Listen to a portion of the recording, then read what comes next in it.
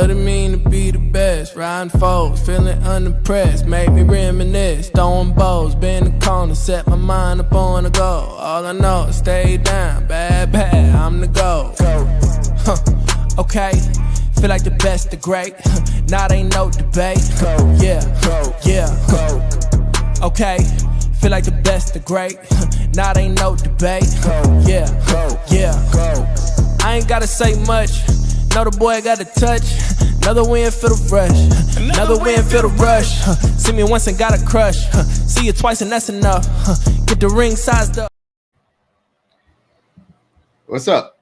How's it going, Chiefs Kingdom? Look, this is unfortunate. We are gonna have to talk about probably the worst game the Chiefs have played in a while. A long since like the Tennessee game. It was worse. Yeah, worse we went to game. Tennessee and got that road smacked. Tennessee game. We got smacked. It's been a minute, bro.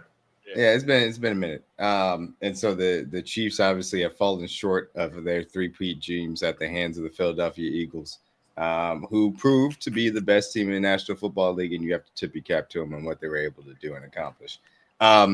We have a lot to talk about, kind of as far as how the scheme of this went wrong for the Kansas City Chiefs and some of the decisions as far as that's concerned.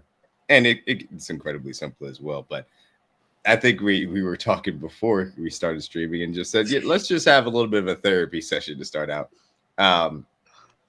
And we can start out with when we all knew that this was over with, and then also kind of talk about our feelings as we were going through this. So I'll just say this flat out. 10-0, I was still confident that we can come back. I thought that there were still opportunities to make adjustments, especially off of what you had seen the first three drives of saying, hey, we're not going to be able to move the ball this way. Let's try some different things. And I expected Andy Reid to have those adjustments, and he did not have those. And that was incredibly disappointing as well. And by that point, Mahomes has started to get routed to that. So the pick six to Cooper DeJean, that made it so it was a little bit more difficult, but still nothing that I think could be overcome from the standpoint of you come out and score, and then you have the opportunity to get the ball out of halftime. And then you had the backbreaking pick to Vaughn, and I was like, okay, well, this is basically going to be impossible. And I'm starting to look up what happened at 28-3 because that's the only thing you could relate it to at that point. And then for me, I mean, the end of it was they didn't score out of halftime. At that point, I was playing Call of Duty. I tweeted that out. I was like, it's time to play Call of Duty because this game has nothing else to offer as far as that's concerned. And we said also that the Devontae Smith bomb was the FU just on top of it because the game was over by that point. So, DG, CJ, when did you guys think that this was a wrap? And talk to me about your emotions throughout that game. But hurry up, DG. Make this shit quick, bro. I'm trying, dog, but I think, yeah. I think I knew. Okay. Let's just start off with the beginning of the night. Beginning of the night, I felt confident. You know, I knew it was always going to be a tough challenge against this team because the Eagles, people act like the Eagles went 14-3 for nothing or whatever. Like, they were a good team, you know. They're, I mean, obviously now the best team in the league. They're champions. So, I still felt confident. You know, I had some nervousness about offensive line being able to execute, how we were going to handle pass rush, front four, because we kind of knew that was going to be Fangio's plan was, you know, kind of drop everybody, get, you know, play a lot of zone and rush for four and try to win that way. So, but I thought this time around the Chiefs would have a plan together, you know, like you got 2 weeks, you know, 2 weeks to get ready. And I just figured Andy and his staff and, you know, they be ready. Yeah, Sirianni and them could have a good plan put together and, you know, and possibly win. But I felt like, you know, confident that, and especially after seeing what we seen in the Buffalo game, like, felt confident. So, I would say 17-0. I was still confident. I was like, you know, we need to go score or whatever. Then that Zach Bond pick, I think, yeah, is when it started to sink in. It may not be our night. Like, it might not be our night. Once AJ scored, I kind of related to you. Everybody start bringing up the 28-3 game, and is that gonna be this moment for Pat? And come out of half, didn't really enjoy much of the halftime show because, of course, you're getting your ass beat at halftime. I'm not I sure still how many. enjoyed it. I still enjoyed it. I even like the though halftime. It could have been better regardless of the game. I- I enjoyed the halftime. None of the Yeah. commercials were good though. I'll say that yeah. much. But I Commercials enjoyed have the been good for a halftime show. while. They haven't been I'll good. say I didn't have no issues with the halftime show at all. It was just more so of like it was hard to be interested in it just because Exactly. I'm I still was sitting half there watching shocked it like, fuck. from the game, and I'm trying to think of like how can they come back from this? If they come back Exactly. from this, it's gonna be If incredible. they could have scored before half, I'd have felt so much Yeah. better. Just something, So anything. when we didn't score on our first drive coming out of half, I think the darkness started to set in. Then they went up 27-0. That bomb, like I said to Devontae, that's when I like sunk into my I'm sitting on my dad's Beat the traffic. couch. That was That's the it. shotgun shell to the chest. That Yeah, was To beat the traffic yeah. and go ahead and head out. that was the Mike Breen. That was the bruh. Mike Breen double bang when you already Yeah. down. Bang for three. That was the My dad looks at me. I remember my dad kind of looking at me, and then my wife looking at me like, I know. and Pop was like, it was just silence, man, like complete utter silence. I don't know what to Wasn't a do. lot of talking going on in the house. Like everybody's just kind of shocked at that point. So yeah, it was rough, man. But in my opinion, I was driving around today and I was thinking that maybe this is a good thing for the Chiefs. Normally, when things happen like this for them, since in Patrick Mahomes' tenure, They tend to respond very well. change happens. Facts. And I think at this point, there's going to have to be some discussion of change, and retooling, refining things to this point. So I'll let CJ go after that, but yeah, that was pretty much my thoughts. Yeah. Overall, We got beat. Man. they went down. Like obviously, they came down. They scored first time they touched the ball. Well, we got them off the field. Obviously, we got the ball back. We punted. I'm like, okay, both teams punted to start the game. I expected that. Both defenses, guys, been loading up and locking in on each other for 2 weeks. I expected that. They went down and scored first drive or second drive. They get the ball. I'm like, okay, cool. We come out and throw the ball 3 straight times. I hated that. Because I know how Andy and Pat get in these rhythms. They feel like they can beat any team with the pass, and usually their concepts can work. But when you have a guy like Fangio who knows you so well, he's gonna stay in too high and play either 2 men or cover 4 the entire game and just truly beat you down the field. I'm like, you have to establish some type of run game to make those safeties rotate, and we never did. And for us not to run the ball at all, obviously know the Eagles have a good defense just like we do, but for us not to have not even 10 rush attempts with our running backs is crazy to me. You just saw how Kareem played last week. Our opening drive, Kareem touched the ball like 3 or 4 times and we scored. So to have an opening drive the second time you touched the ball after you had a readjustment period, to not run the ball at all was crazy to me. I knew Andy and Pat get in these modes. They feel like they can beat anybody with their arm and their scheme, and I get you, but you have to adjust in these moments because you've been in this moment before in Tampa Bay in 2020. You know how it feels to be down. And I know some people say don't run the ball when you're down, but you're only down 7 or 10 points. That's nothing. You can still establish a run game. To get a long, methodical drive, A, get your defense some rest.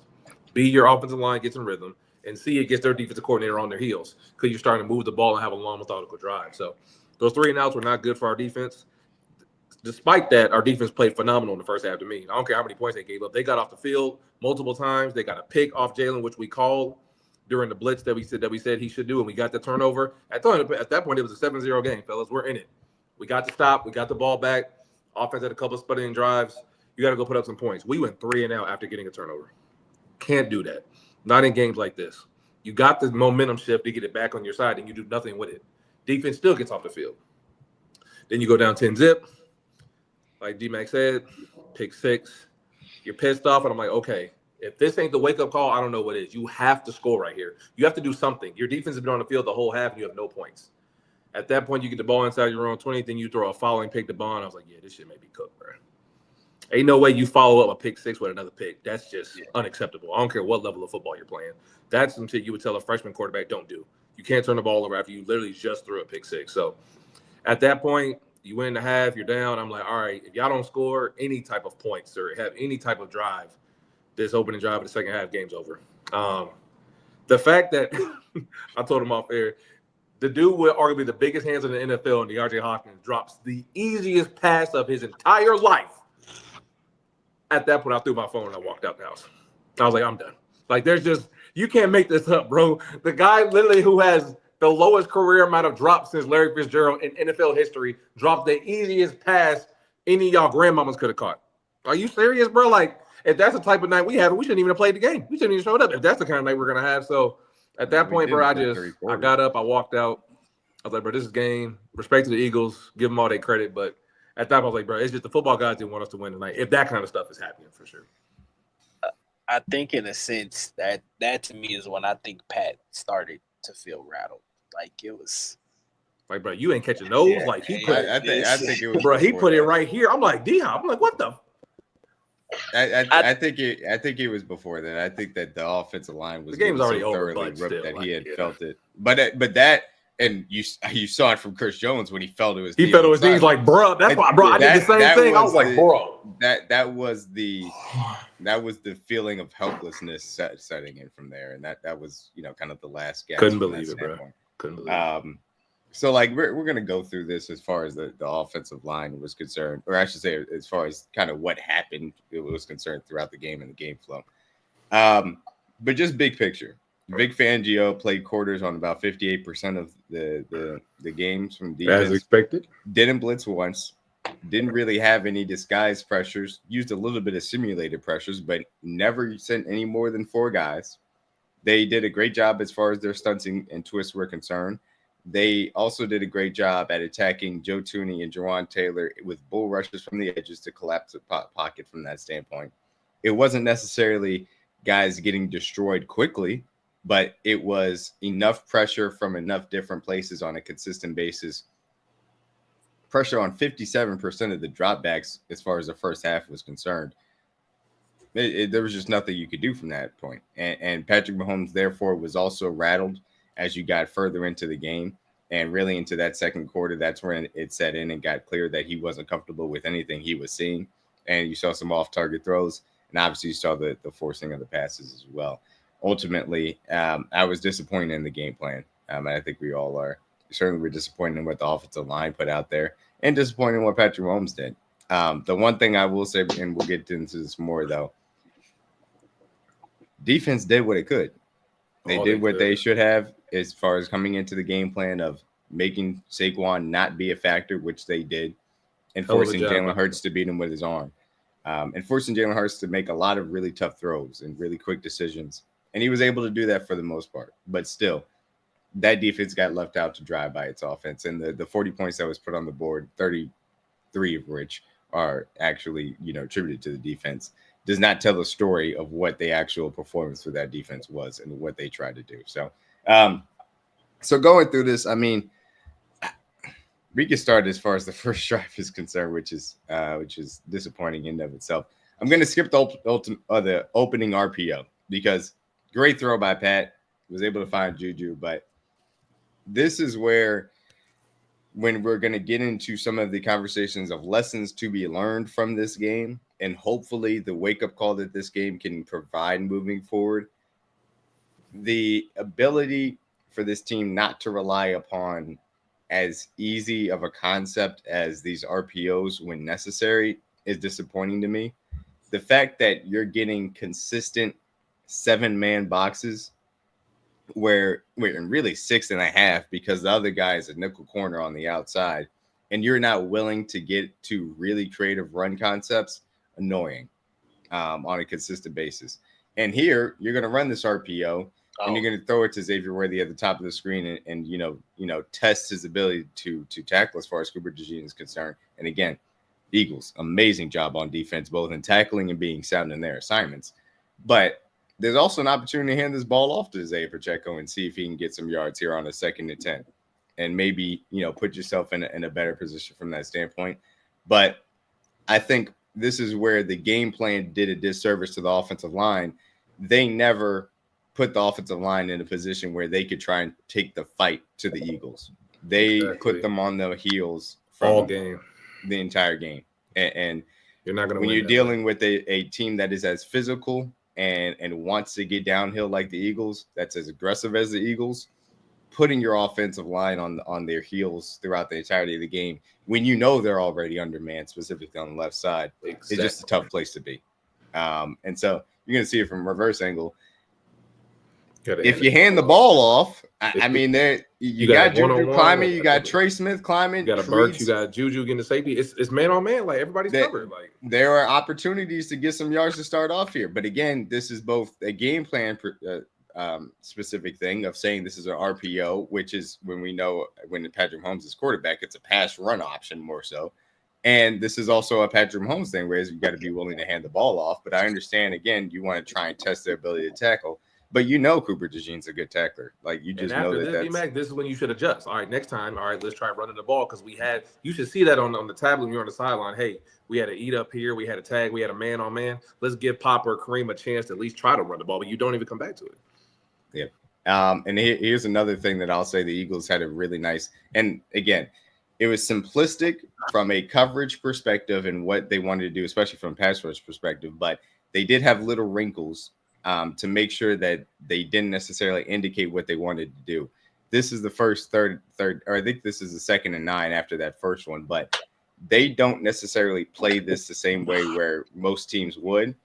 Being able to drop the edge off here and send Owen and kind of just having to just be a 3-man and just putting that extra body in the middle of the field makes it tough for him to make this pass to Kelce.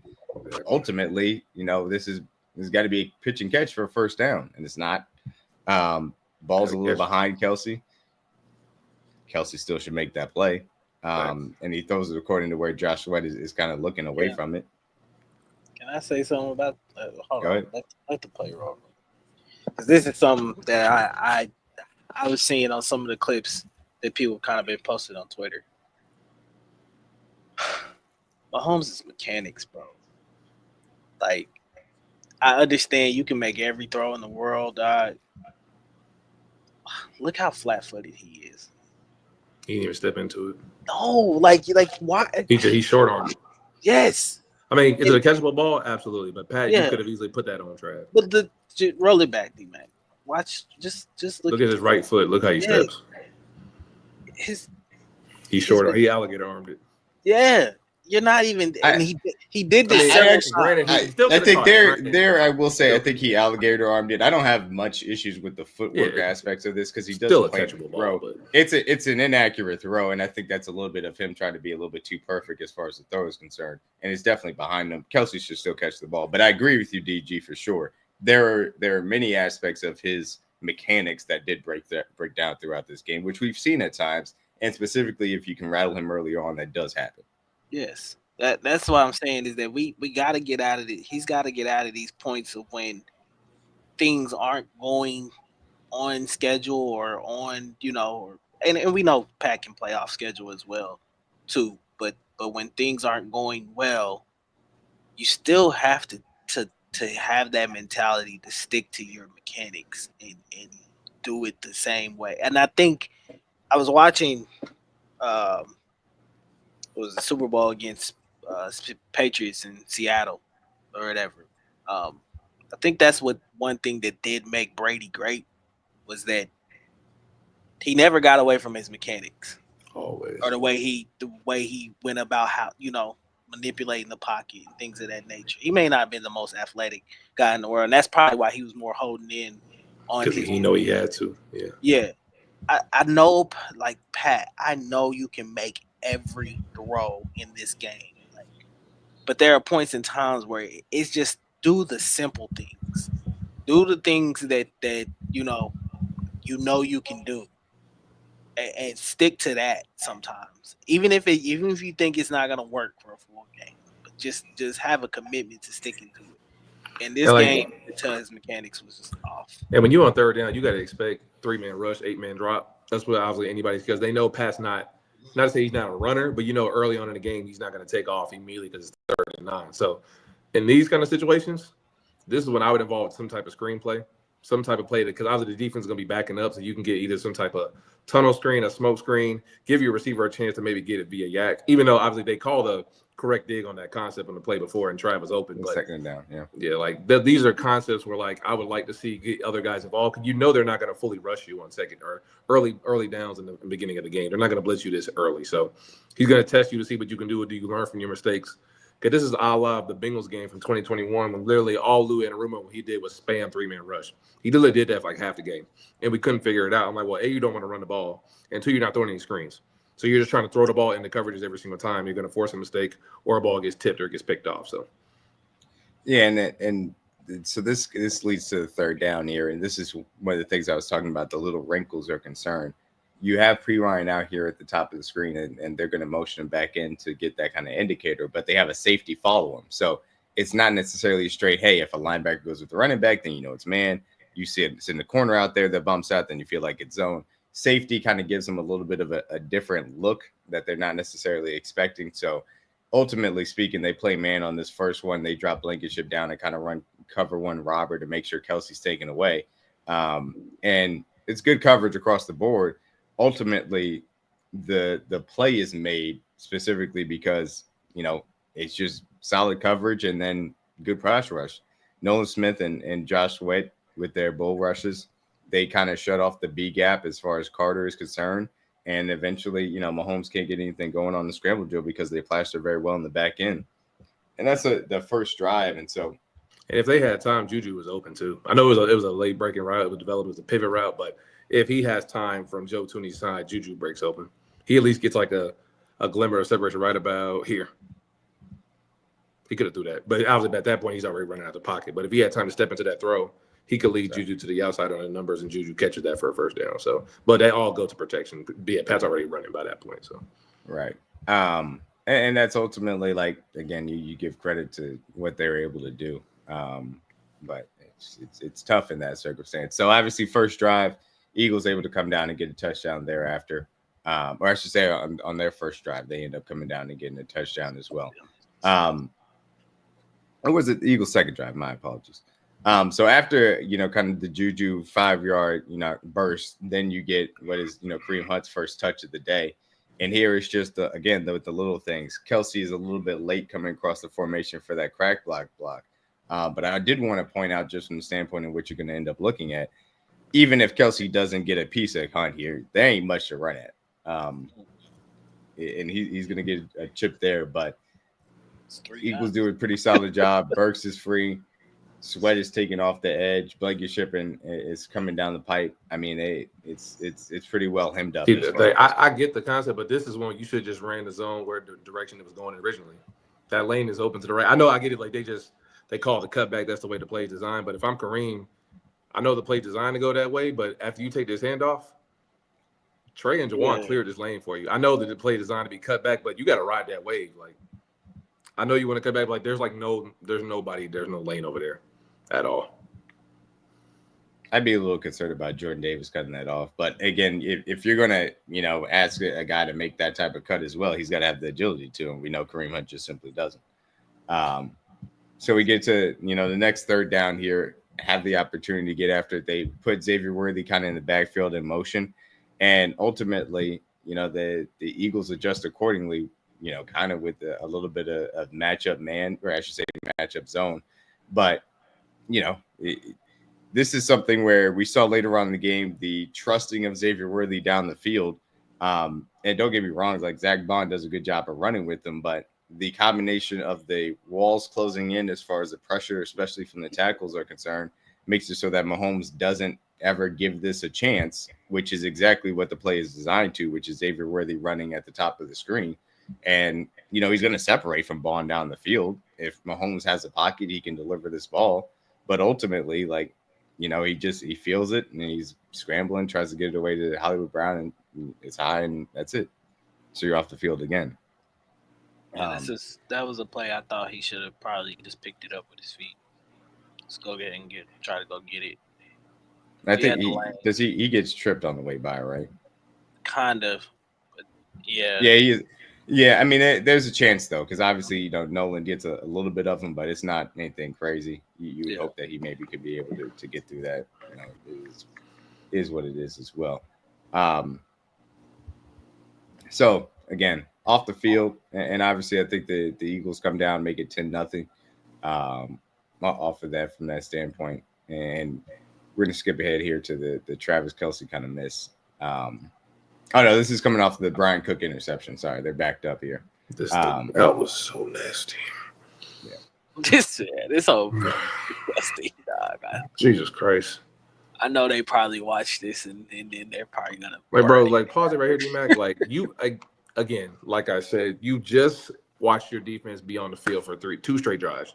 You got the turnover that we all knew Jalen. He's going to give you an opportunity to throw a pick because he's going to give his guys a chance, and we have to put pressure on him. You do that. You have this ball inside your own 10-yard line. You have to establish the run game, fellas. I know we want to throw ourselves out of holes, but to not run the ball right here is criminal to me because you had another 5-6-man box, like we said earlier, but you can let the play run out. It's like, Trav could have made that, but it's like, bro, run the ball to give them at least a 2nd and 5 or give them like a 2nd and 6. You feel me? Like, get in rhythm a little bit, like. And then I would say, obviously, Trav could have had it, but you've got two guys that are breaking over the middle field that are also open. He locked in on Trav and a little bit as far as the offensive line. The offensive line has shell-shocked you a little bit to this point, but Mahomes has a pocket here. You hang in here, you could hit either one of your wide receivers on these end breakers. Either one of that, as far as that's concerned. And again, that's the difficulty, and that's something that I thought that the Chiefs were going to have an opportunity to use to their advantage of saying, they're going to keep extra eyes on Travis Kelce. Use that to your advantage over the middle of the field, specifically these two guys that are breaking open right here. Wide open, Mr. DeAndre Hopkins.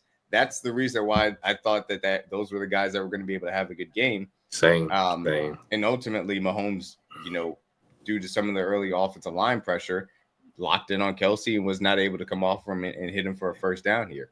To put you in another bad spot as far as that's concerned. And to your point, once again, you got backed up and they were able to get you down as far as that was concerned. Go ahead, DJ. Yeah, it started getting to a point, especially 10. It kind of even felt like at 10-0, they were trying to get it all back in like one play instead of get a long methodical drive to get yourself in a rhythm. Get some short completions. You feel me? Like, why are y'all rushing? Why are you acting like you're down 20 already? You're only down 7. Like, it's still a game. Like, get a nice long methodical drive. Like, run the ball, get in rhythm. Get work jet sweep just to get them on the edge and get some easy yards. Like, we didn't do none of the easy plays we did last week. Like, I agree. There was you didn't see a lot of the jet sweeps. You didn't see in the pop passes as well. Easy and stuff. Again, I was disappointed by, again, the early game plan of saying, they're going to come out in the nickel. Test them. Allow your offensive line to move forward and try and run the ball at them in these opportunities where they got 6.5-man boxes because that 6th guy or that 7th guy is a DB. Run at them and see if they can hold up. Never really had that opportunity. And so they're going to come out here on this drive, and I'm just going to kind of let them play. They try and get the little tight end screen to Travis Kelce here, and that never pops open necessarily. Mahomes gets sacked, and they're just going to come to the next play, and they end up throwing the ball, try it again, because it's 2nd down and 14. That's going to put you in a bigger hole as well. And I will also say, again, Eagles got a really good pass rush from the entirety of their defensive line. Jalen Hurts is just going to bull rush his way through Joe Thuney here. But I mean, this is indicative of what the entire play was, and I'm gonna let it run from the opposite side because it's disappointing. But this is a 7-man protection. It's a 7-man protection, and they rush 4, and you got double team, 1-on-1. Travis Kelce and a linebacker on the edge, which is okay, but ultimately your left tackle gets whooped. Joe Thuney just gets whooped by Jalen Hurts, who is their backup defensive end on the left side specifically. It just runs right through his chest and gets a sack. 1 read, 2 read, you got to get rid of the ball. He pumped left, 1 read, 2 read. But I mean, but the thing about it is nobody's open. So I can't say you got to get rid of the ball. Your left tackle just got whooped. They put his arm through his chest, and that's that's what happens when you have a short arm guard playing tackle. Left tackle. Exactly. They're just gonna try and run through his chest, and that's exactly what the Eagles' game plan was. And so ultimately, again, get to 10-0. You feel like you still have a shot, but this is a backbreaker in the first one where Mahomes is just, they try and move the pocket, get him out on the edge a little bit, and throw the ball to D-Hop. If he throws it early, he has an opportunity to get it to DeAndre Hopkins there in the intermediate. But he holds it a little bit too long, and DeJean is really good as far as feeling it, and he comes back and is able to pick it off. And again, just too late as far as that's concerned. If you throw it, go ahead. Was he looking at Worthy?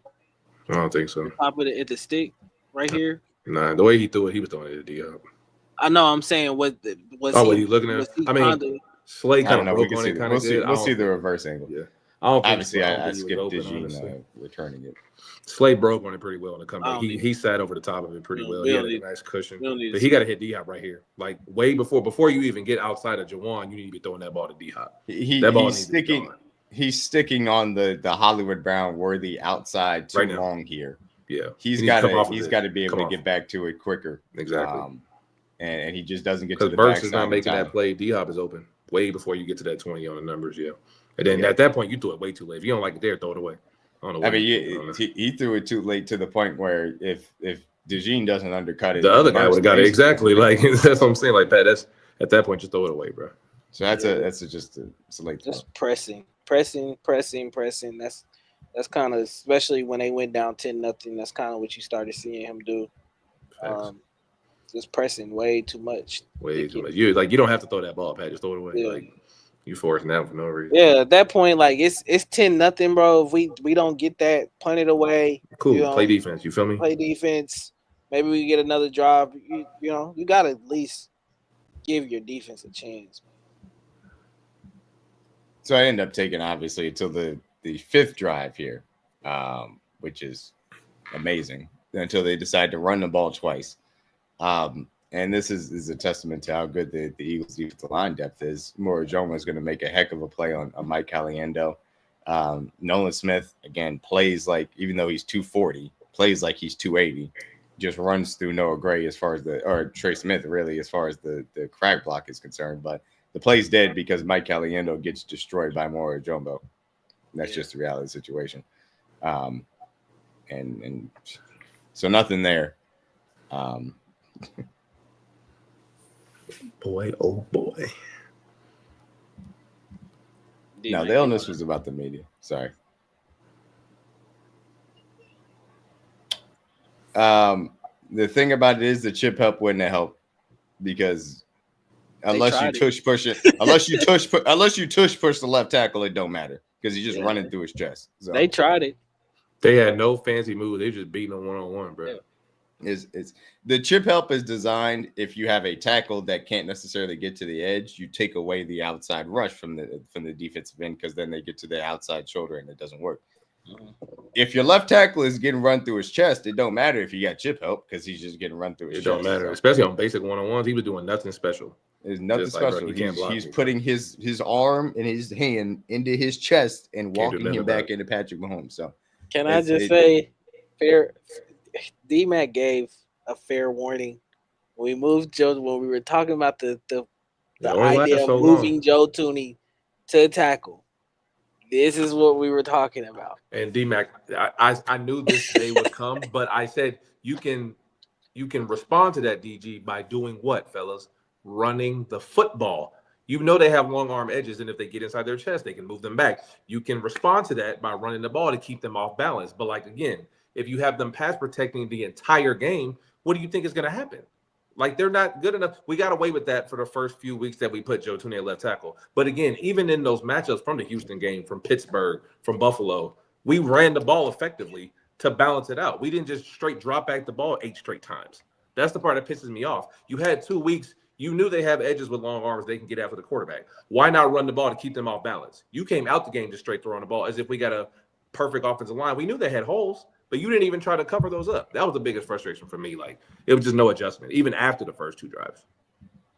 Yeah, and the other thing about it specifically here is under center, bro. Stop being a freaking gun so much. Jesus Christ. That's a larger conversation that we're gonna have about the offensive scheme. I've been saying that for years, so it ain't. Yeah, I know we all have.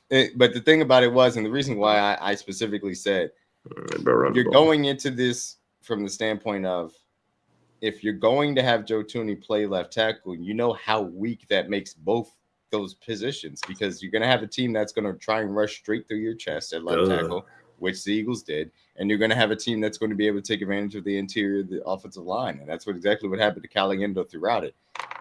This run game has been, obviously they were able to do a good job versus Buffalo. And some of that was a creativity aspect. But this run game has fallen off since Joe Thuney moved outside because you're making two positions a week. And that's why I was a staunch advocate of saying, allow DJ to try to left tackle first.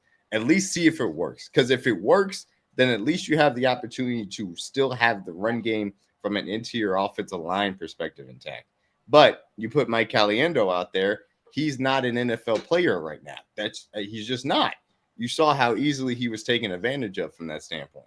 So it was difficult, and that's why I was an advocate for it, and I was disappointed that at halftime they didn't even try and do it from that standpoint because they had seen what was happening in addition to not wanting to run the ball and still didn't give him a chance as far as the offense was concerned. But I do want to make it clear, in addition to Joe Thuney getting whooped and Mike Caliendo getting whooped, it also happened to Juwan Taylor, and Trey Smith got beat his fair share of times too. So it wasn't just the left side of the offensive line. The left side of the offensive line was simply worse than the right side of the offensive line from that perspective. But when you compromise one side, that forces the other side to have to recover for him. So. Hey, there's a rep in here. I don't know what play it is. Juwan Taylor got lifted off the ground, and I was like, bro, even like that, like that's a good play. That's a good run play. You got some, but it comes on 2nd and 12, so it's ultimately what I'm saying. Like still going to third first down. Like, but we're in two tight end sets. Even though we're in the gun, I can accept this. Like we said, 6-man box, right? Run the play. Mm-hmm. Zone right. You got a pulling guard, Caliendo, kick out, get up on it. All right, Pop, you got 3 yards. All right, 2nd and 7. I can live with that. But you threw the ball 3 straight times, and you expect to get a first down every time. It's like, bruh, give your offense some life. Give your defense a rest. Do this. Get under the center. Why can't we just get under the center and run the football like this? It's not hard. We literally did this for like 3 weeks. We were running the ball like crazy under the center. Now we just don't do it no more. And again, to your point, the lack of 12 personnel, disgusting. It made me want crazy because you know what they're doing. They are not going to get out of their nickel. They're not putting an extra linebacker out there. They're going to get into their nickel no matter what. You're getting light boxes. I would have been doing this attack that from that perspective. But in addition to that, another conversation we're going to have as we go into the offseason. This is where not having a dynamic running back matters because you block it well enough to where you've got your running back one-on-one in the hole with the linebacker. Pacheco is not that level of running back. He's decent, but not that serviceable at times, and we know Kareem Hunt isn't that level of running back. He just gets what's blocked for him.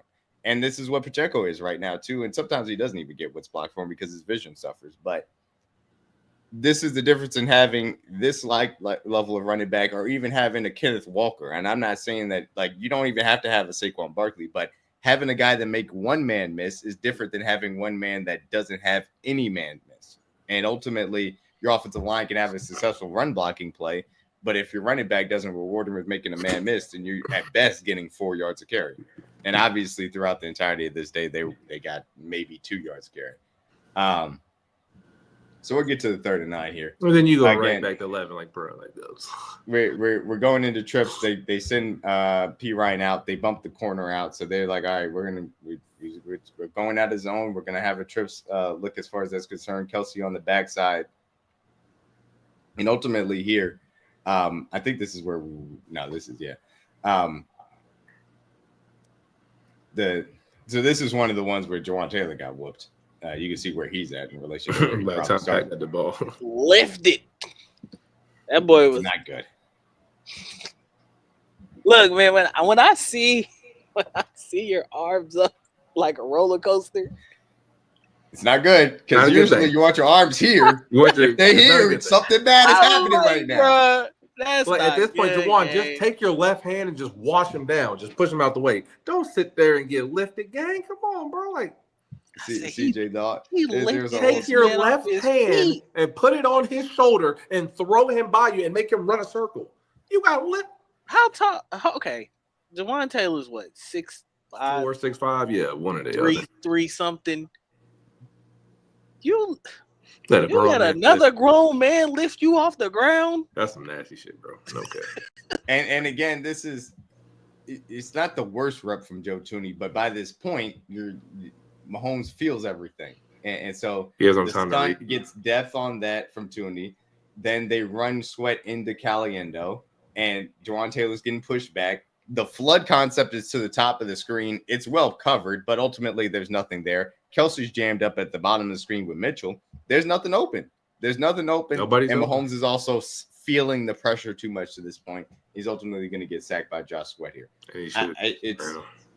It's tough.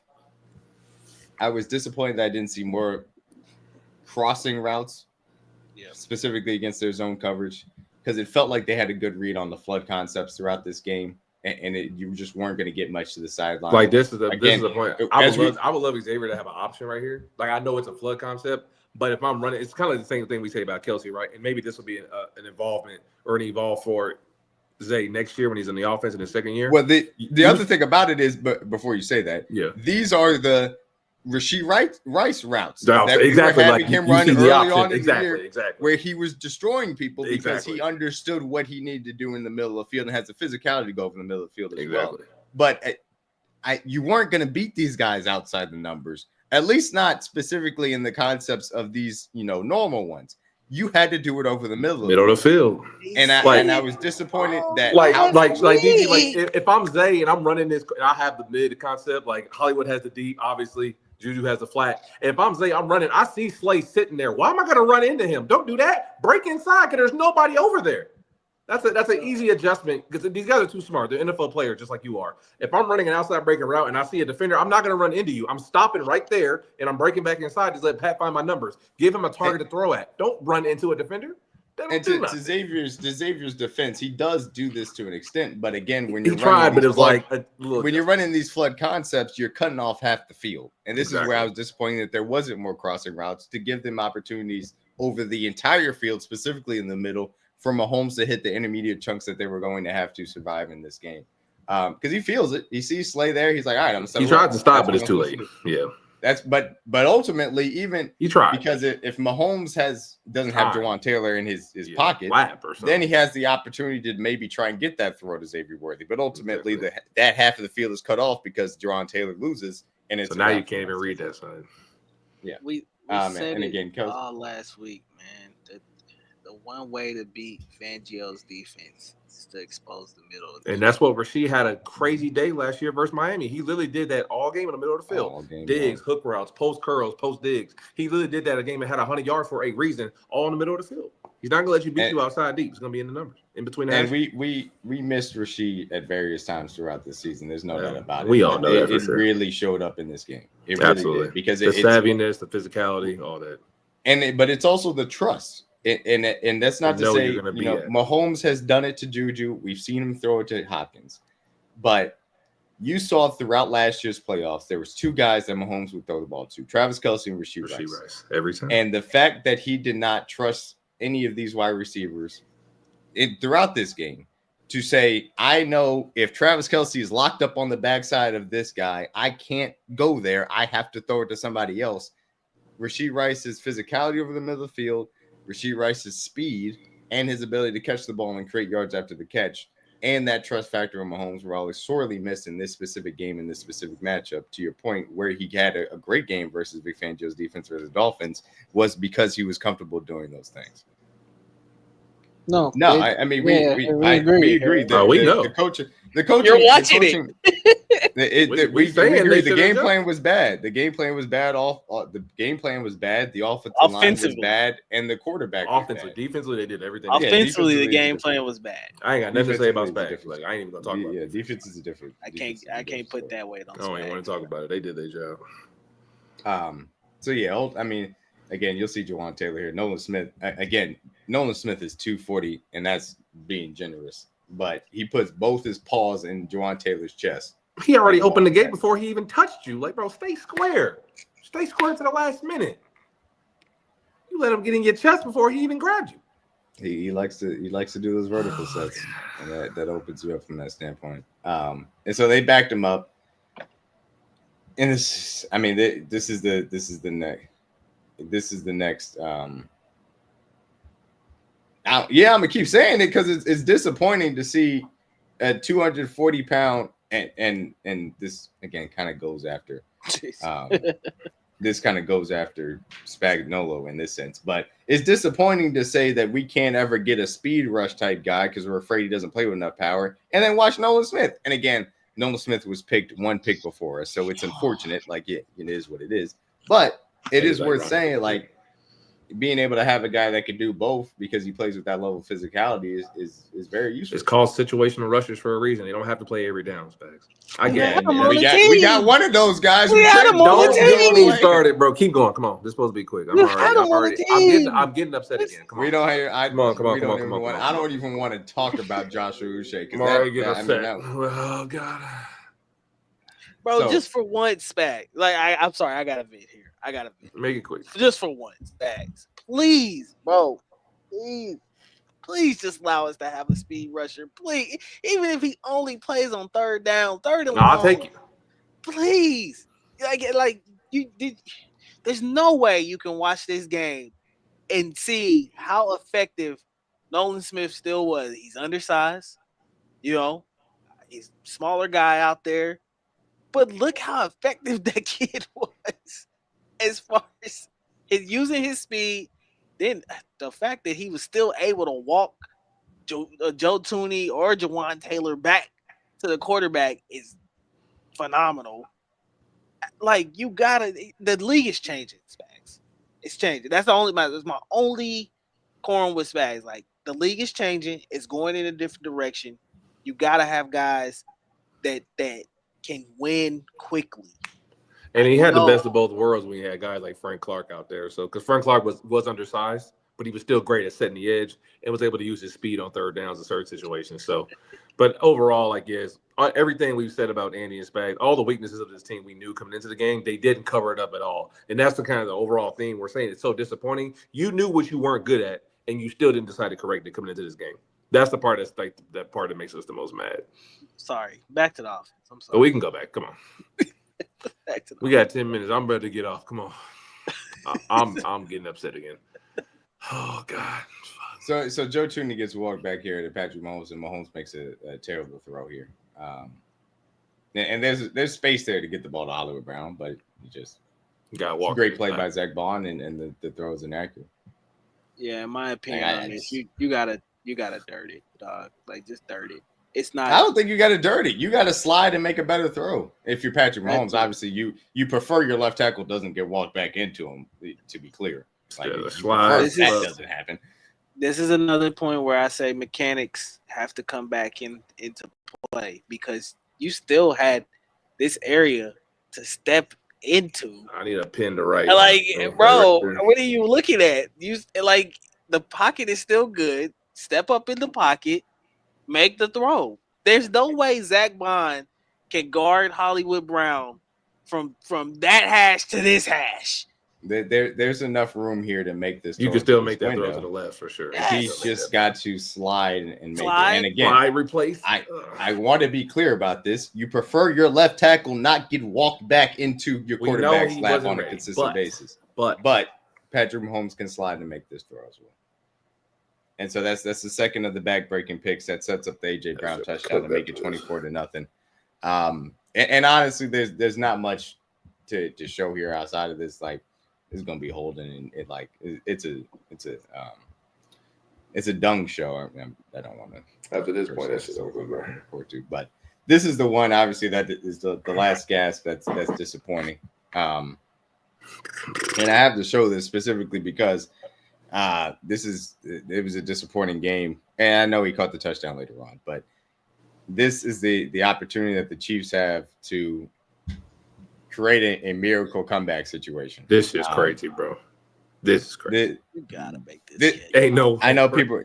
This could be a slightly better throw, but I'm going to say this the same way that I said it for Xavier Worthy. I don't want to hear no throw nothing, D-Mac. You have to catch this pass. You just have to. And it's inexcusable that this is a drop from DeAndre Hopkins.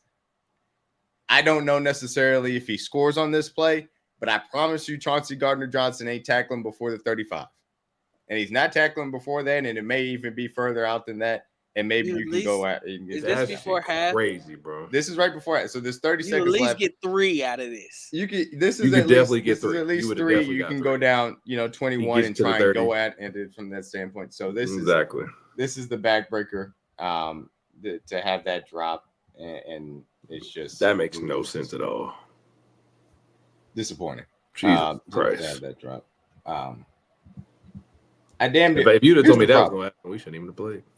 Yeah, I mean, that's where it felt like, okay, well, I mean, if that's what's going to happen, it is going to happen. I did want to see this. So I think this was the.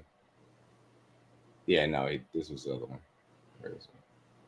No, that was a great scramble. I was going to say, please don't show that fumble because that was disgusting. That boy got popped. I don't want to see that, bro. So. The funny part, I'm going to show this touchdown, and I want to say we haven't had many specific highlights, obviously, but Xavier really did a lot. Fucking Xavier down there somewhere.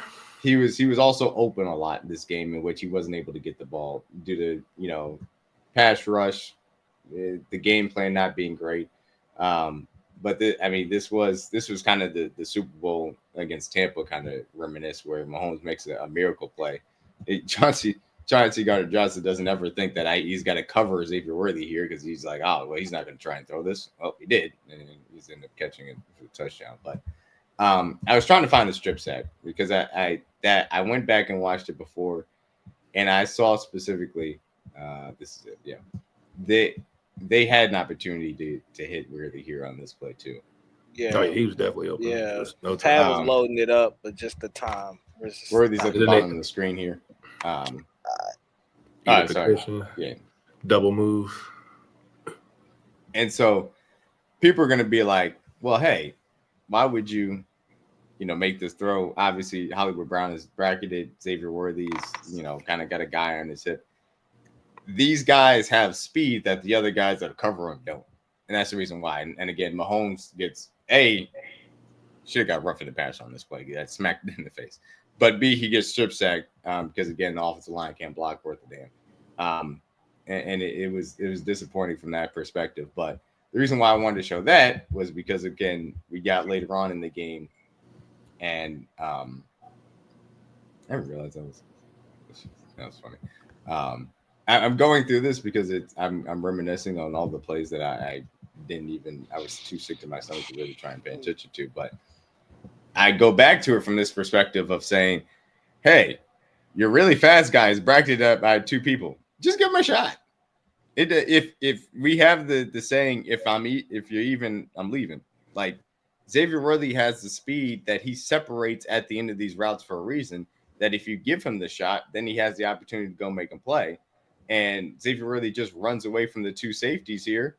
And scores a touchdown. And that's not to say that necessarily would have happened on that previous play to Hollywood Brown or Xavier Worthy. But sometimes you give them those shots.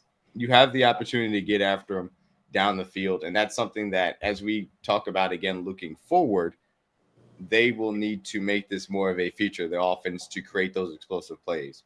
The next iteration of the Chiefs dynasty in the Mahomes era is going to be built on the pairing of Rashee Rice with Xavier Worthy. And a big piece of that is Xavier Worthy down the field creating these explosive plays in addition to what Rashee Rice brings to the table. We've seen the proof of concept early in the year with Rashee Rice, and some of that's going to be put on pause because of injury and suspension, of course, and you hope he comes back fully healthy. But you also seen the growth of Xavier Worthy. And you've seen the opportunities throughout the season that they've missed down the field to Xavier Worthy. Those opportunities have to be made throughout the entirety, really the rest of his career, but specifically as we go into this next iteration, because you can't live in the world of the dink and dunk aspect and not getting explosive plays. That's just not the reality situation. And you can't also rely on just the coverage shell excuse either, because teams are able to create explosive plays versus quarters and cover 2 all the time. You have to be willing to make these types of throws. And the Chiefs haven't, over the last few years. But now they have a guy that can make those plays down the field, and Mahomes has arm talent to do so. They have to get back to making sure they hit those. And yes, his tracking skills are amazing, and that's why I wanted to draft him, and that's why he's It's only the Deshaun beginning, Jackson man. 2.0. It's only the I beginning. my favorite part of this play is not even the route or the catch or tracking the ball. It's when he throws the ball down. The way he gets up, the way he throws He don't the even ball. care. He's like, bro, fuck it. It's over. I just like the fact that even though you're getting waxed in this game, you're getting dog walked. You can still see the competitive fire, but you can also tell that he's pissed. Like getting our ass beat, I'm still pissed, but at the same time, they still gonna get this work. Like, I love the fight in Xavier. It's all indicated on this play right here, especially when he gets up. You can just see it, just mad, man. But I applaud him on it because even if you're down, you're still not giving up on it. So shout Always out to been the X game, for bro. the growth and maturity to see all the doubt that he got, especially in training camp when he was getting knocked over, coming out of his routes or whatever. To go from that to the where his feet placement on the field, getting his toes in on the sideline and stuff like that, to now being in the Super Bowl, 8 catches, 157 yards, and 2 TDs. Yeah, it's been amazing, man, to see his growth and development. So the future is definitely bright with him and Rice. That's why I think a lot of people after this game kind of is still thinking, we're gonna be all right, man. Like you still got a lot left in the tank, man. Um, and I think the future is the sky's the limit for both those guys, Rice and Xavier. Got a lot to Yeah. work with, man. Got And look, I'll be honest with you guys. As far as the defense is concerned, you don't need to know anything more than the fact that Saquon Barkley ran for 2.3 yards per carry, and the Eagles had one drive that put any points on the board that was over 50 yards. That first drive of 69 yards was the only drive they had at 50 plus yards. That was scoring. everything else was short. That's all you need to know. The Everything defense short. got hung out to dry by the offense. And they did an admirable job as far as Saquon. They gave up plays to Jalen Hurts in the passing game, and I'm not taking that away from him. Hurts had a really good game. Also was decisive with his scrambling ability. But the defense did everything that I could ask them to do coming into this game. That's just the truth. That's the second lowest total Saquon Barkley had all year. Yeah, 47 yards versus Cleveland back in week 5, I believe. That was the lowest total he had. His second lowest total was 57 yards by us. So, and we said out 22 carries. So And everything 2.3 the yards defense- per carry. defense literally did everything they were supposed to do. Offense just, if they would have got one touchdown in the first half, would have gave them life. Just something. But you couldn't even get anything like that. And that's why that after the interception that Cook got was so pivotal to me, because your defense was just on the field for 2 straight drives. They're tired. They got the turnover. They saved you. I'm like, all right, it's a 7-point game. We're good. We got the ball back. Let's get a long, methodical drive to get our flow back going. You go 3 and out immediately. And not only you're inside your own. Not only do you go 3 and out, but you go 3 and out, and it's a bad punt. Not a great punt. Adding insult to injury at that point for sure. So not a great punt, 3 and out. They only go 27 yards to make it 10-0, and then you have the pick six, and then you punt, and then they punt, and again, defense still giving you opportunities, 17-0, and you got 3 minutes left, and you got or I should say, you got 2 minutes left to try and get down there, stop and score, and you get the ball at halftime down 2 scores, then you're still in the game. Immediate pick to Zach Bond, and again. Can't do that. At that point, the A.J. Brown touchdown is a foregone conclusion. It don't even matter now. It's a foregone conclusion. You basically gave him points at that point. Foregone conclusion. Like, there's nothing else to be said. So, again, defense, admirable job, as well as I possibly could have asked them, as far as that's concerned. I really don't have anything else to say other than that. Shout out to Brian Cook for the interception. That was a really good play out of him. I thought Toshaun Warren played, with his hair on fire. Hell of a game by Turk. I thought it was a really good game also by Leo Chanel and Drew Tranquil. Not the best game from Nick Bolton. Even though he just got lost in coverage a few times, and it is what it is. That happens. But Bolton still also made some plays, and that penalty against Saquon was idiotic, and CJ and I That was almost lost their minds in that terrible. play. Jesus Christ. And people are going to put him about the corners. Watson obviously got beat down the field on that one pick, John Dotson, and man, then that also was the early Dotson play. Outside the of that, Dotson, and it was a double move. And again, the front four didn't get a lot of pressure, and that was also a concern going into this game, really on both sides of the ball. In addition to the way the front seven played against the run was impressive, but the biggest thing for me that were the pivot points on both sides of the ball was what were the four-man pass rushes for these teams going to do? Because if your four-man pass rush for your defense can get after Jalen Hurts without necessarily sending extra pressure, it makes those zone coverages more viable. Obviously, it didn't necessarily work from that perspective. And we know how badly the offensive line lost the matchup as far as the Eagles pass rush is concerned. So disappointing as far as that aspect. McDuffie on A.J. Brown gave up some plays. That's going to happen when you have a top 5 wide receiver that has the length that A.J. Brown does. Overall, he had a good day. Didn't really give he still had a good day even despite that. So, yeah, I mean, it disappointing, but ultimately the defense got hung out to dry by the offense, and that's really what it comes down to. This was an offensive failure.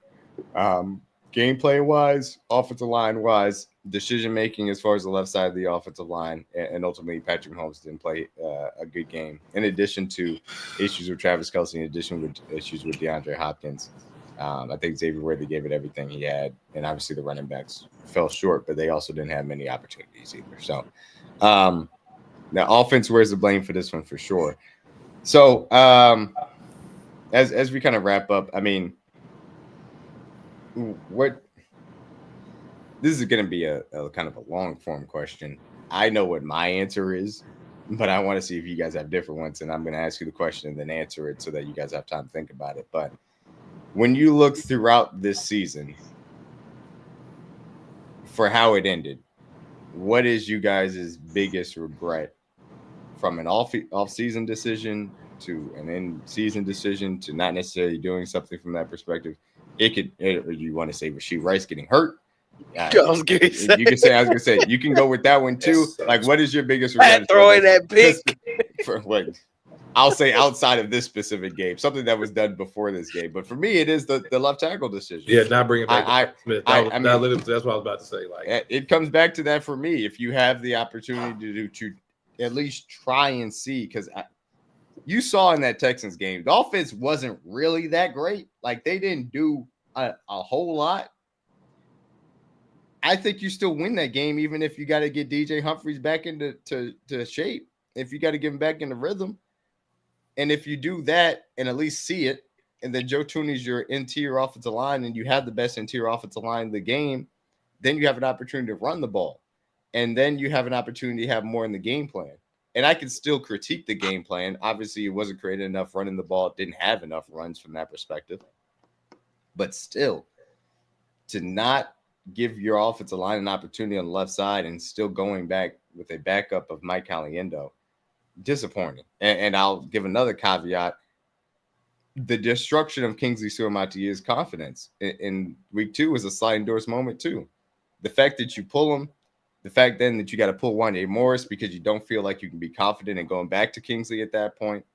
All of those things cascade and lead to what ends up happening as far as the Super Bowl is concerned. That's going to be the biggest regret, especially when I look back at this coaching staff specifically. And the way that they destroyed the confidence of Kingsley Suamataia, had to leave Wanya Morris out to dry, even though he only had one leg, and ultimately were scared to go back to a true left tackle, left guard alignment as far as the offensive line was concerned. That's what I'm going to take away from that as a really biggest regret and how this season ended up ending. I'll let you guys go and answer. Yeah, I think you said it best. The decisions at the left tackle position all around, from the offseason to during the season to after the season, like all of it, man. I think for me, the decision to basically bench Kingsley after the trade, the Bengals game, after he got whooped by Trey Hendrickson, wrecking his confidence. It's been demoralizing ever since then. Just because now you're basically You basically played the whole year without a left tackle. Very impressive, actually. Yeah, it's very impressive. At the same time, though, it's just like you got to get that figured out at some point eventually. I don't know how. I know it's a lot easier said than done, but I think that I also think regrets, man. Really, I think to me, in my opinion, to not have a playmaker at the running back position is something that I think that they may have regret this year too as well. I've been saying it all year. Like I love Kareem. I love what he brings to this team. I thought he was great coming in, especially after Pacheco went down. But we've been kind of seeing it from Pacheco these last couple of years that he's a 7th-round pick for a reason. There's not much flair, bag, or whatever you want to call it there. Not much wiggle there or whatever. You kind of just get what you're going to get, and I think that that's something that they could afford to address in this offseason that I think will help them, would have helped them this year for sure a lot more too if they would have had a guy that could, add some dynamic back there in the backfield. So, yeah, I mean, those to me are some of the regrets. The injuries, the play out in LA still haunts me to this day because I think if you had Rashee Rice for a full season, and then I mean Hollywood Brown going down, he was gonna have such an amazing year. 1,200 yards was a block, bro. Listen, 1,200 easy. That hurts my soul how great of a season he was about to have. He already had like 300-yard games by the time we got to LA. Yeah. I still would love to see. He was averaging 3.2 yards per route run. For those that don't understand, Jamar Chase just won the Triple Crown. Obviously had an amazing season. He averaged 3.5 yards per route run. That's how great of a season Rashee Rice was having to that point. Yeah.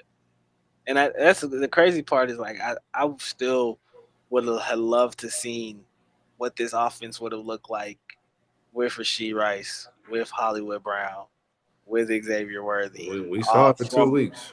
From week 1. No, we didn't see it at all. We didn't see it at all. We I'm talking about for us for a camp. Yeah, you saw Rice and Worthy. We saw it.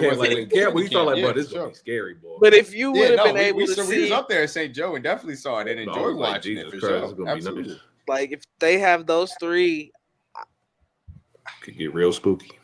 I think Pat maybe those for 40 touchdowns. Like you can get back to this 45. The biggest regret I have is like obviously it's left tackle position coming into the season and big picture scale, like to get to 5 Super Bowls and have 5 starting left tackles. I don't think people realize how hard that is. It's damn near impossible. So the fact that we did that, I got to commend Brett Veach in the front office for doing that. You did do that amidst the second most important position on the team and getting to 5 Super Bowls, 7 straight AFC Championship game is damn near impossible. I'm still mind-boggled how we did that. But to go from Eric Fisher to Orlando Brown Jr. for a couple of years, to Donovan Smith, to Kingsley Experiment, to DJ Humphries temporarily, and to Joe Tooney, to get to this point, am I thankful? Yes. Is there room for improvement? Obviously. We knew what the weakness was coming into the season, left tackle, running back. When Rasheed went down, and obviously following, we already had lost Hollywood, so we had to manage things. And we said all summer coming into the season, what's the only thing that could derail us from getting to our destination would be injuries, which we knew was going to happen because we've been a very healthy team the last 4 years, mostly. So I'm not really upset by what happened, but yeah, the biggest regret is just not finding a legit left tackle. And eventually, it's the same decision they have coming up this year in the draft. You got to make a decision, Brett and Andy and Mr. Hunt. Like, you can't sit here and just keep being cheap at the left tackle position, keep finding stop gaps. You did that for the last 7 years. And it worked during the most part because, like I said, you've been to 5 Super Bowls. But you can't keep doing it forever. Past 28, he's about to be 30 or 29 now. He's about to be 30. You got to find a left tackle. Either you're going to use your assets to trade up and get one in the top 15, top 20, or you're going to pay somebody for agency. And I looked at the list. There's not too many guys on the market. So if you don't feel that the guys are valuable enough to draft and go up and go get, then we're going to have the same issues over and over again. I believe DJ Humphries will be back on the roster next year, but that's the biggest regret to me. I knew the running back position would be fixable. You've managed guys like Damian Williams, Darrell Williams, Pacheco. Who else has been here? Sarkandrick West, like Jet McKinnon. Like, we've had a lot of stopgap guys, but never like a legit starter. And to their credit, Kareem Hunt was the guy when we drafted him, but we all know what happened off the field. he was playing like a top 5 running back before we had to cut him. So I know the weaknesses coming into the season. We knew what we could and couldn't do, and we still overcame it to get to this point. And then obviously the stopgap was just too much. It wasn't enough to overcome. So I wouldn't say it's like a regret because like we already knew what was going into the season. Like we knew what could happen if we get to this point. So it sucks to lose that way, but everything is fixable in my opinion. That's why it's not really like I'm upset, but not that mad because it's little things. You just got to make a decision and trade out some of those picks and go get a left tackle, bro. I'm tired of paying cheap guys. You just got to go get one. And once you do that, yes, you won't have a pick next year in the first round, but you have to do that if you want to continue this run of this dynasty and extend it as long as Patrick Mahomes is here, which is going to be for another decade. So running back is very fixable. We literally did a whole draft concept on running backs last year and how many guys we like. And we were talking about it off air, how many good running backs are in this class. I can name 10 guys, and I still wouldn't even get to half this class, how good it is. So many options of guys you can draft at running back that are super explosive, that look like young Pacheco's, young Kareem's coming out of college, guys that can do both run and catch the ball. So many options of what this team can do in the draft this year. Actually see a hole and make a guy miss as well. Absolutely. This is just the start. As far we haven't even begun to scratch the surface. We got to, as far as our off-season content is, it'll be a good off-season. We're getting into the draft content, certainly free agency, and there are going to be a lot of sliding doors conversations as far as the offensive line is concerned. Obviously, given this type of performance, but I did also want to say before we get a little bit more into the offseason, again, wrap things up, just say something positive. And I'm going to ignore the Chiefs' first-round pick wide receiver because I want to leave that for DG if you'd like to talk about him. But I'm going to say this. The Chiefs were not able to accomplish something that nobody's ever accomplished as far as the NFL is concerned. Getting to these Super Bowls 5 and 6 years, never having worse than an overtime loss as far as the AFC Championship game, a spectacular run, a dynasty, 3 Super Bowl championships in 5 years. Undoubted. And in many respects, Mahomes still starting out as far as pre-30s, the best track for any quarterback in National Football League history as well. And again, Tom Brady, somebody didn't win his 4th Super Bowl until he was 35. Joe Montana didn't get his 4th until later on as well. So plenty of things in front of this team, but it does feel like this was a kind of closing the book chapter as far as that's concerned. And the way that Brett Veach has navigated this team in and out of roster decisions, the way that Andy Reid continues to give this team coaching advantages normally throughout this entire run, the way that Steve Spagnuolo took what was an awful defense in 2018, took it to being championship level competent as far as 2019 and 2020 and 2021, and then retooling it to being in an elite defense really from 2023 on was impressive and deserves a tip of the cap for sure. And obviously the cornerstones as far as these championships were concerned, Mahomes, Kelce, Chris Jones, and again, I'm not saying that Kelce's going to be gone or anything, and obviously we know Mahomes and Chris Jones are sticking around, but flowers for those guys moving forward in that standpoint. And now the young guys that we've established here, the growth that we saw from Xavier Worthy, the growth that we saw from Rashee Rice last year, the ability for guys like Creed Humphrey and Trent McDuffie on both sides of the ball to come in and play at all pro levels. The growth we've seen from guys like the Leo Chanels, the George Karlaftises, obviously that entire 22 draft class, in addition to Jalen Watson, Brian Cook, etc. The leadership that you've seen from guys like Nick Bolton and Justin Reid on the defensive side of the ball. And obviously, Trey Smith played extremely well. And even if that might have been his last game, we certainly thank him for his service too. So if this is kind of this chapter closing as far as the dynasty is concerned, then I did want to say that, it was a heck of a run. And I know that this team now moving forward has the opportunity to create another dynasty. And I look forward to, what that is going to look like as well. CJ, you want to say something positive before we let DG wax poetically about Xavier Worthy? Hell of a run. Obviously, growing up, being born and raised in Kansas City, you've seen a lot of dark times in the Chiefs organization, from the no punt game, out in the highs of the 13-second game, the all field goal game versus Steelers, the doink game off the face mask versus the Titans. Obviously, Belcher with the situation, what happened here at the stadium, going 2-14, Andy Reid pulling up. We've seen the ups and downs. So to be at this point, like I literally told a lot of my coworkers when Pat signed his deal for the $500 million, I said if he even gets us 1 or 2 championships, I'll be ecstatic for whatever he does for his career. I never in my craziest dreams would have thought we'd go to 5 Super Bowls. That's just unimaginable, unthinkable. So the fact that we've done that and literally been in position to go to every Super Bowl for the last 7 years, I'm beyond thankful. So nothing I can ask more of this organization, more of this team, more of this city. They've given me everything, and I have no question to ask for them for more. So the fact that we're only halfway through Pat's career, we still have another decade to go. I'm beyond excited. I'm ecstatic to see what this next phase looks like, and we have a lot of young guys in place to do so. So got to give Veach credit for that as well. But this team's made a hell of a run. They've made history. They're a dynasty for sure. One of the best teams we've ever seen. So don't ever let anyone take that away from you. Whenever you get sad or get a little upset about what happened, I told DG and D-Mac, just go in your closet, look at those Super Bowl hoodies you have. Because you got to wear it with pride, bro. It sucks. Like, you never want to take a loss and accept it. Obviously, it is what it is, but you got to be a man about it. You're not going to win every Super Bowl. You're not going to lose all of them either, but unless you're the Bills. But at the same time, it's like, I walked around the city today with my head held high. I sucked losing. I had a lot of people sending some jokes and all that. But at the end of the day, we went for something that nobody's ever done before. No team even got in position to do that. So nothing really to be sad about. It sucks losing because if you're a competitor, you don't like to go out like that, especially when you can't really have an effect on the game. That was the biggest thing for me, being a former player. I just hate sitting there not doing shit. That was like the most upsetting part. But still very grateful for everything we've been through. This team's given me all the greatest memories I could ever even ask for. And then some and more. So I'm excited for the future. Excited to see more what we can do. We got a lot more football to play, a lot more to look forward to. So I'm thankful for sure. Absolutely. Yeah, man, I'm at the same point. Very thankful. This especially this year, man. This year is a tough year for me. Um, but Chiefs being able to watch them week in and week out, analyze them, got me through it. Helped me distract myself at points in time. So I'm grateful for that. Uh, this run, man, has been incredible, even with the loss. You couldn't ask for more. If you're asking for more, you're just greedy at this point. Very thankful for 15, man, what he's brought to this city.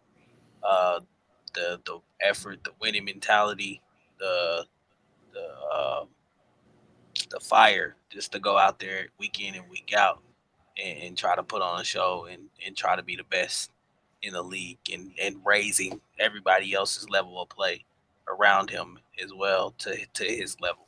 Um, yeah, I'm extremely grateful, man. Extremely grateful for Andy Reid, him coming here in 2013, changing this whole organization around. There's still some dark days in those beginning years, but to go through all that fire and to get to this point where we were on the brink of,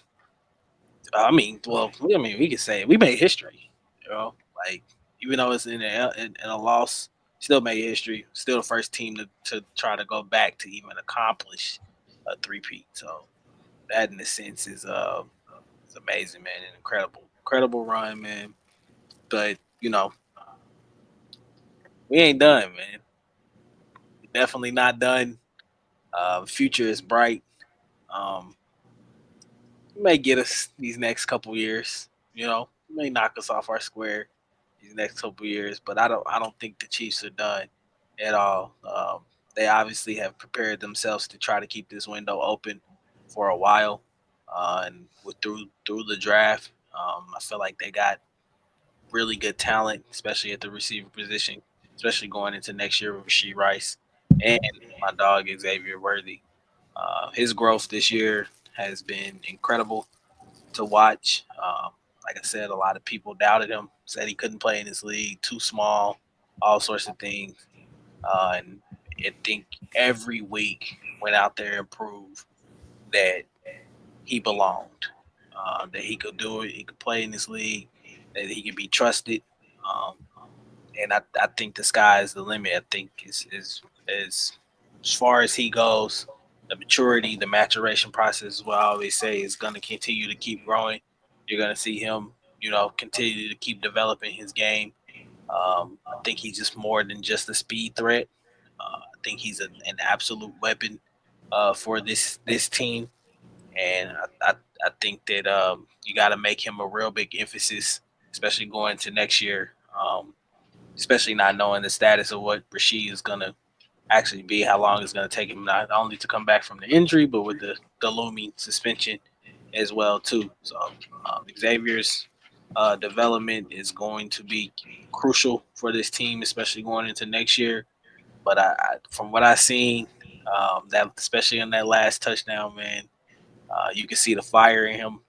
You can see he still wants to go out there and compete, even if we're getting the brakes beat off us. Um, Still going to go out there and try to make a play. And I think that rolls over into next year. And I think you have to continuously try to figure out ways to get the ball in his hands to make sure that,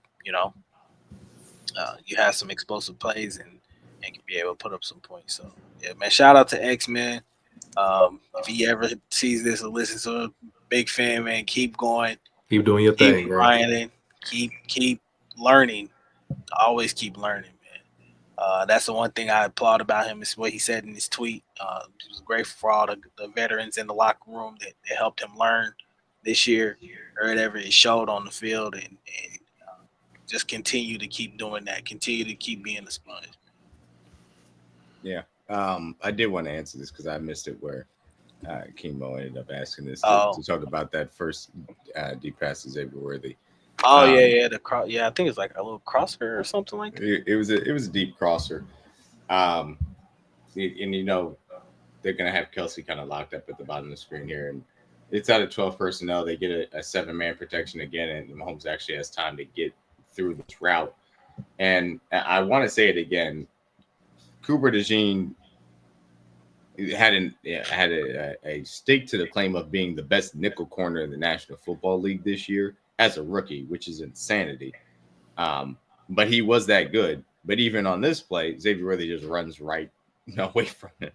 And that's why Xavier Worthy's speed throughout these playoffs, particularly against man-to-man coverage, has been so impressive and been able to take advantage of those moments. And you asked, could he have led him more? Might have been able to. I think that, he probably ends up getting hemmed in, even if it's over his shoulder. Ultimately speaking, it's a perfect throw in stride. So, I will say, to King Mo's point, this is how you beat Fangio's defense. It's the middle of the field. Crossing routes in the middle you of the gotta field. cross. That's literally a vintage of what Rashid Wright did last year versus Miami. If y'all want to go back and watch that film, he literally did crossing routes all day. If we would have done this all night, I would have thrown for like.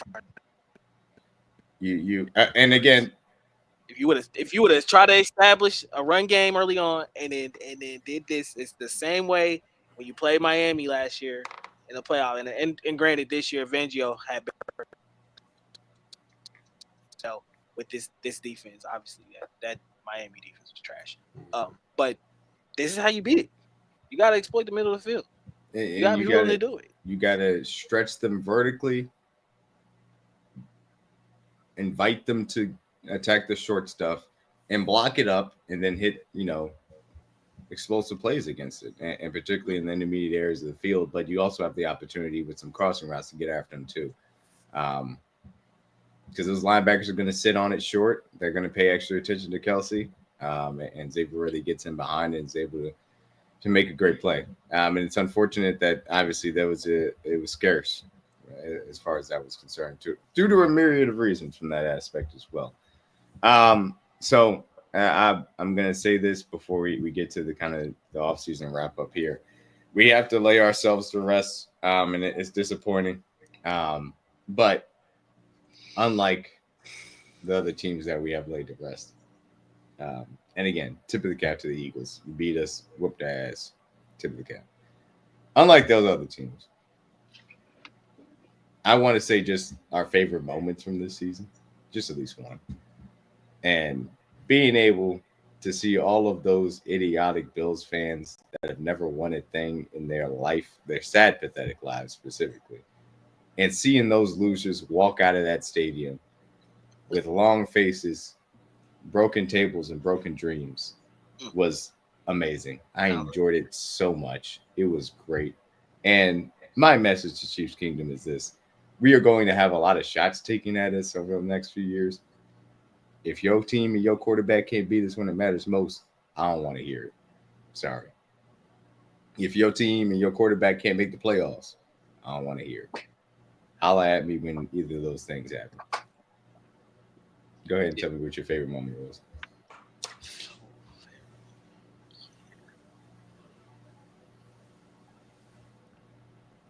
That Christmas Day game was also fun too. I enjoyed that. Yeah, that was a lot. That was a good one. I got two. It's kind of a tie for me. Obviously, the block field goal, because like being a guy like playing football your whole life, you know how hard it is to block field goals, and the fact that we did that in the biggest moment when everybody thought that game was over, that was amazing. Winning a game like that is incredible, especially the way we were doing it at home. But probably one of the best moments for me was seeing Kareem Hunt come back to this football team after what he'd been through. And to go out there and ball out, and he did it over and over again, literally for a month straight after Pacheco went down, and literally almost carried our offense for like a month. And I was telling him we probably need to put him in witness protection program after this, because we put like 20 carries on his body, literally 4 games straight, and he never blinked, never complained. He went out there and balled out and put everything on the line for his city. And from a guy that I never thought he would be back in the Chiefs uniform, I think mostly everybody in Kansas City thought that same thing, that they would never do that. For him to get that opportunity to come back and correct his wrongs and go back and face those demons and to go out there and ball out, I have nothing but love and respect and admiration for Kareem, as if we did before he left. I never wanted to see him go, but business is business. We understand the decisions. But see Kareem Hunt come back here and research his career. I hope we bring him back for another year as well, despite the guys we would try to add in the draft. But for him to go out there and ball out and have the kind of season he did when teams had him on the couch and he had no calls after training camp, I definitely commend him for that. That was probably my favorite part, just to see. Never thought I would see Kareem Hunt in a jersey again, let alone coming here and carrying this Chiefs offense. So that was amazing to see, granted how we were looking back at him in 2017, 2018. So that was dope for me. Yeah, I would say probably my favorite moments of the year was early in the season, the D-Hop Monday night football game. Tampa Bay game, that was crazy. Against Tampa Bay, that was wild to watch, for him to kind of come off of trade and just have a 8 catch, I think 80 yards and 2 touchdowns, going stupid. Yeah, just going dumb. That was incredible to see. And then I think my other favorite moment of the year was 4th and 5. Man. I still will never forget that play. That would be a play that lived with me for a long time, just because it was just great to see Spags be Spags. You know. Just dial it up. No, go for it all, risk it all, put all your chips in the middle. Either we going to the Super Bowl or Josh Allen's about to cook us on this play and we going home. So yeah, man, to see that was incredible. Definitely defeating the Buffalo Bills again in the playoffs and ending their season again was definitely always good beating the Bills. But yeah, man, the whole season, man, was awesome. This team went 15-1. 15-1 with basically no left tackle. You lost your wide receiver 1. Wide receiver 1 down. You lost CB2 throughout the season. Facts. Yeah, to see them do that, man, and try to still get to the Super Bowl, it's crazy, in my opinion. And I don't think there's too many teams in this league that could have done that. Facts. There isn't too many because they're the only one. Yeah, that was probably my 2 favorite moments of the season. I'll also say a little small one. The Browns game was fun, but that Trent McDuffie interception was also that was his first one. Yeah.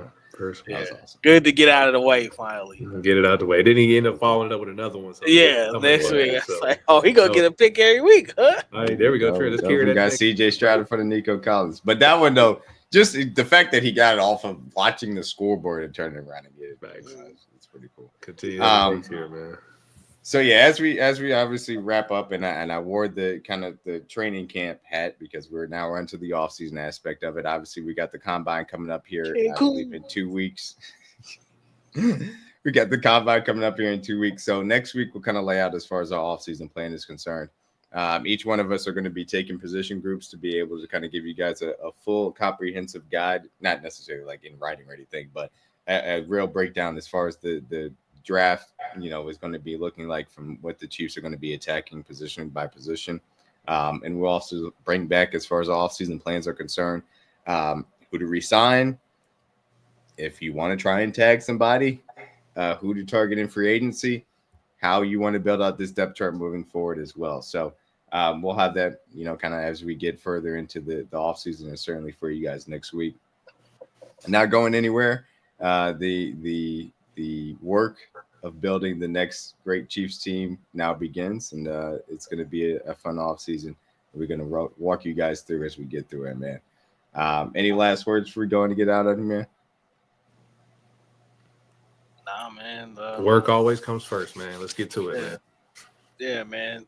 The ride has been incredible this year, man. Can't be ungrateful, Chiefs King. Can't be ungrateful at all.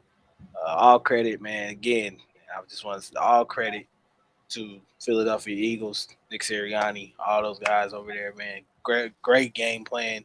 That is well deserved victory for them. They should celebrate as long as they can over there. I also want to say to Jalen Hurts, way to silence all the critics, man.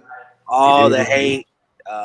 He hooped. Didn't come from me because I never hated on him. Like I always thought he was, he could ball and play in this league or whatever. But to silence all the critics, man, well deserved. Seeing that picture of him in the hallway with the trophy and things of that nature is even as an opposing fan, it's good to see at points in time to see athletes overcome obstacles and criticism and things of that nature. You could see all that moment was gratifying for him as well as Saquon too.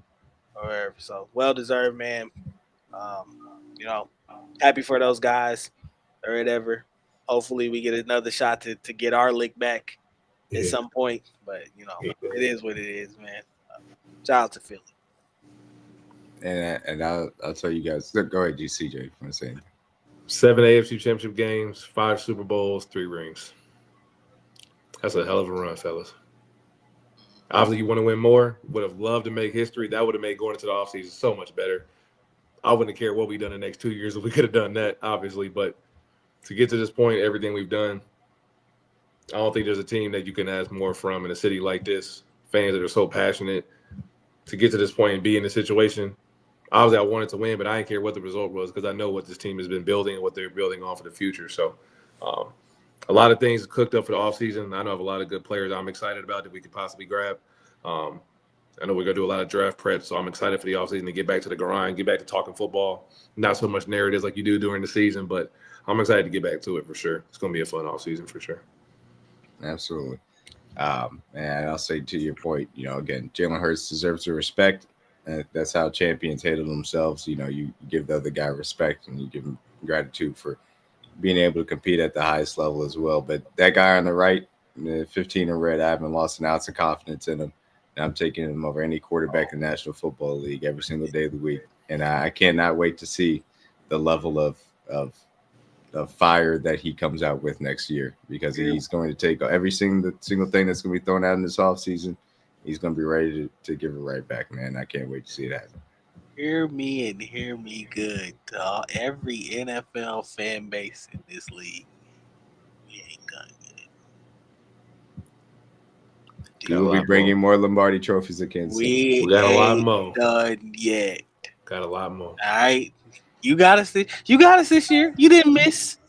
You got us. Give you credit. One team didn't miss, to be clear. Just wait. But we ain't done. Just wait. I know y'all was all ready to ride. All the haters. As you should be. The CHA was out. Ain't done. Got a lot more. That sounds like an STD. CHA was out. That sounds like STD to me. We got a lot more left, man. Now the work begins at the offseason, man. Bit of work. Can't wait to see it. We'll be there throughout the offseason, like I said, every single week. Back here to tell the truth. Per usual. Peace out. Go Chiefs. Chiefs.